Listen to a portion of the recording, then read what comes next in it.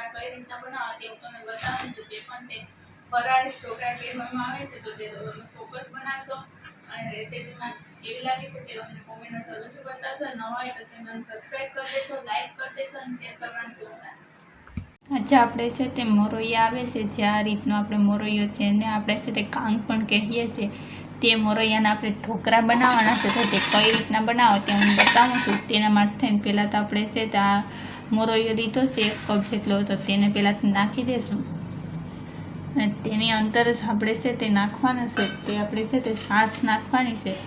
કેમ કે છાશની જગ્યાએ તમે 1 કપ જેટલું દહીં પણ યુઝ કરી શકો છો. તો આપણે છાશ નાખી દઈશું આ રીતના. કેમ કે દહીં પણ તમે છે યુઝ કરો તો પણ ચાલે, છાશ ન હોય તો. અને તેની સાથે અહીં આપણે જેટલું આપણે દહીં લીધેલું છે તેનાથી 2 કપ જેટલું, એટલે તેનાથી ડબલ આપણે પાણી તેની અંદર એડ કરવાનું છે આ રીતના. અને હવે છે તેને આપણે સારી રીતના મિક્સ કરી લેશું. તો તેને અહીં આપણે છે તે મિક્સર કરવા માટે થઈને જે આવે છે તેનો જ આપણે છે તે ઝેરણી ટાઈપ આવે છે તેનો જ આપણે યુઝ કરીને આપણે મિક્સ કરવાનું છે આ રીતના. અને તેને આપણે છે તે ઝાઝી વખત નહીં, બસ આપણે ખાલી 2 થી 3 વખત જ આ રીતના મિક્સ કરવાનું છે. અને હવે છે તેને આપણે છે તે ઢાંકી અને રહેવા દેવાનું છે 2 કલાક માટે થઈને. આપણે 2 કલાક માટે થઈને મોરૈયાને રહેવા દઈએ ઢાંકીને. અહીં તમે જોઈ શકો છો કે આપણે 2 કલાક થઈ ગઈ છે. તેને આપણે પલાળીને રાખ્યું તો મોરૈયો તેની. તો હવે તેને અંદર છે આપણે છે તે એક વખત આપણે હલાવી નાખશું આ રીતના ચમચાની મદદથી આ રીતે. હવે છે તેને આપણે પીસી નાખશું પહેલાં તો તેને આપણે છે તે મિક્સર જારમાં અથવા તો આપણે કોઈ પણ છે તે બ્લેન્ડર તમે ફેરવી શકો છો કે આ મિક્સર જારમાં પણ પીસી શકાય છે. તેને આપણે મિક્સર જારની અંદર જ આપણે પીસી નાખશું આપણે મોરૈયાને. કેમ કે આપણે છાશ ને પાણી નાખેલું છે તેની સાથે આપણે છે તે પીસવાના છે મોરૈયાને. તો આ રીતના આપણે પીસી નાખીએ બધા મોરૈયાને, એટલે છે સરસ મજાનું મિક્સ થઈ જાય એટલે બેટર થઈ જશે રેડી.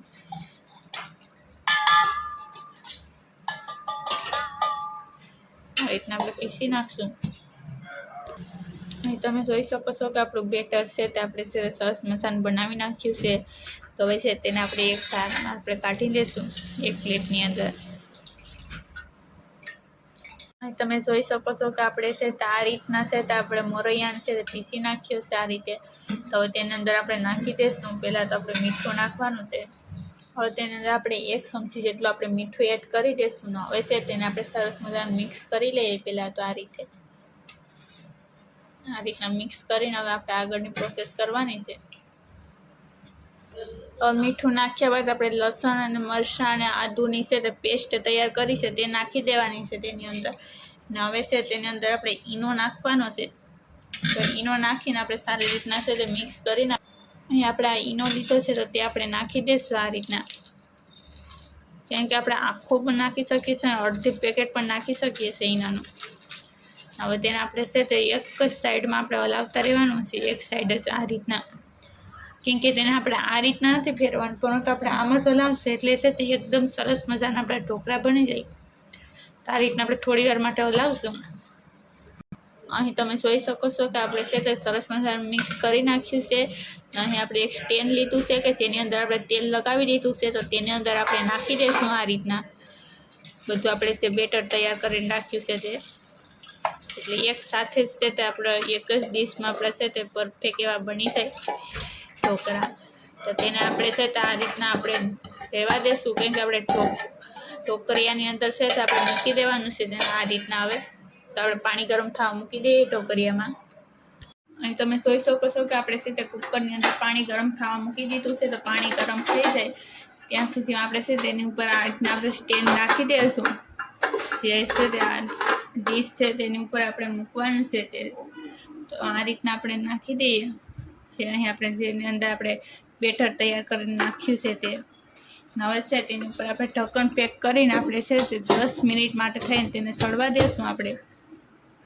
અહીં તમે જોઈ શકો છો કે આપણે છે તે 20 મિનિટ જેવું થઈ ગયું છે. તો છે તે આપણે ઢોકળા છે તે પરફેક્ટ સળી ગયા હશે. તો તેને આપણે છે તે જોઈ લઈએ, ચેક કરી લેશું.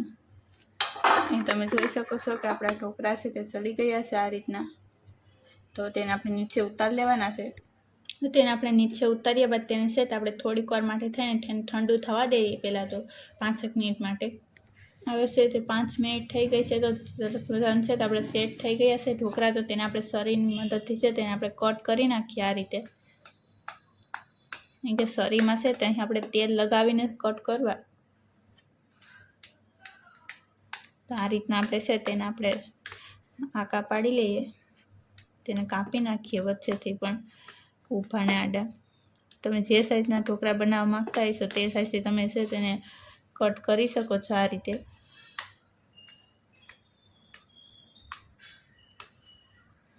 કે આપણે છે તે શેકા પાડી નાખ્યા છે, તેને આપણે છે પહેલાં બહાર કાઢી નાખશું વઘાર કરવા માટે થઈને. તો આ રીતના આપણે છે બધા છે તે બહાર કાઢી નાખીએ પહેલાં તો. અહીં તમે જોઈ શકો છો કેવા સરસ મજાના છે તો આપણા ઢોકળા બની ગયા છે. તેને એક પ્લેટની અંદર કાઢી લઈએ. આ રીતના આપણે બધા ઢોકળાને આ રીતના બધા કાઢી લઈએ. અહીં તમે જોઈ શકો છો કે આપણે છે તેને આપણે બહાર કાઢી તે બધી છે તે બહાર કાઢી નાખ્યા છે ઢોકળા. તો તેનો વઘાર કરીને આમાં નાખવાનો છે, તો આપણે વઘાર કરી નાખીએ પહેલાં તો. હવે તમે જોઈ શકો છો કે આપણે કઢાઈ મૂકી દીધી છે, અને તેની અંદર છે આપણે તેલ પણ નાખી દીધું છે. તો તેલ થાય એટલે તેની અંદર આપણે રાઈ નાખી દઈશું. રાઈ આપણે છે તે 1 ચમચી જેટલી આપણે રાઈ નાખવાની છે. તે નાખી દઈએ એટલે પકડી જશે. અહીં તમે જોઈ શકો છો કે આપણી રાઈ છે તે કકડી ગઈ છે. તો તેની અંદર અહીં આપણે છે તે તલ નાખવાના છે. તો અહીં આપણે છે તે સફેદ તલ આવે છે તે લીધા છે, તે નાખી દઈએ 1 ચમચી જેટલા. અને તેને ઢાંકી દેવું જેથી કરીને છે તે ફૂટે તો છે તે બહાર ન નીકળી શકે. હવે છે તે તલ છે તે ફૂટી જાય એટલે તેની અંદર આપણે છે તે નાખી દઈશું જે લીમડા આવે છે તે મીઠો લીમડો. હવે તેની અંદર આપણે છે તે પાણી નાખવાનું છે. તો લીમડો છે તે સરસ મજાનો થઈ જાય એટલે તેની અંદર પાણી નાખી દઈએ. અહીં આપણે આ રીતના થોડુંક જ પાણી નાખવાનું છે. તેને ઢાંકી દેવાનું જેથી કરીને છે તે વઘાર છે તેની સ્મેલ અંદર જ રહે. હવે તેને થોડી વાર માટે છે ને ઉકળવા દઈશું. હવે તે ઉકળે છે તેની અંદર જ અહીં આપણે છે તો 1/2 ચમચી જેટલી આપણે હળદર નાખી દઈશું. અને તેની અંદર સાથે જ આપણે છે તે 1/2 ચમચી જેટલી ખાંડ પણ નાખી દઈશું, જેથી કરીને એકદમ ટેસ્ટ સારો આવી જાય. તો તેને છે તે આ રીતના આપણે મિક્સ કરી લઈએ, જેથી કરીને છે તે વઘાર છે તે એકદમ છે તે ટેસ્ટી એવો હોય તો જ છે તે આપણા ઢોકળા છે તે ટેસ્ટી બને છે. તો તેને થોડી વાર માટે થઈને આપણે છે તે ચડવા દઈશું ગેસની ફ્લેમ હાઈ કરીને આ રીતે. તો તમે જોઈ શકો છો કે આપણો વઘાર છે તે સરસ મજાનો છે તે ઉકળી ગયો છે. તો તે નીચે ઉતારી લઈએ પહેલાં તો આપણે આ રીતના ઉકળી ગયો છે એટલે. તો અહીં છે તો આપણું ગરમા ગરમ વઘાર છે તેને જ આપણે છે તે આપણે ઢોકળાની અંદર છે તે આ રીતના આપણે લગાવી દઈશું, જેથી કરીને જોતા છે તે બધાને ખાવાનું મન થઈ જાય છે તેવા જ આપણા ઢોકળા છે તે બનીને રેડી થઈ જાય. તો આ રીતના આપણે બધામાં લગાવી દઈએ. અહીં તમે જોઈ શકો છો કે આપણા ઢોકળા છે તે બનીને રેડી થઈ ગયા છે. કેવા સરસ મજાના છે તે ઢોકળા બની ગયા છે. તો મોરૈયાના ઢોકળા તમે પણ સ્પેશિયલ તમે બનાવજો, કેમ કે તે ફરાળમાં પણ યુઝ કરવામાં આવે છે. તમે પણ તેના ઢોકળા બનાવશો અને બધાને ખવડાવશો કે એકદમ ટેસ્ટી એવા છે તે બને છે. તો તમે ચોક્કસ બનાવશો. નવા હોય તો ચેનલને સબસ્ક્રાઈબ કરી દેજો, લાઇક કરી દેશો, શેર કરી દેશો, કોમેન્ટ આવતા તો તમને આ રેસીપી કેવી લાગી છે તે.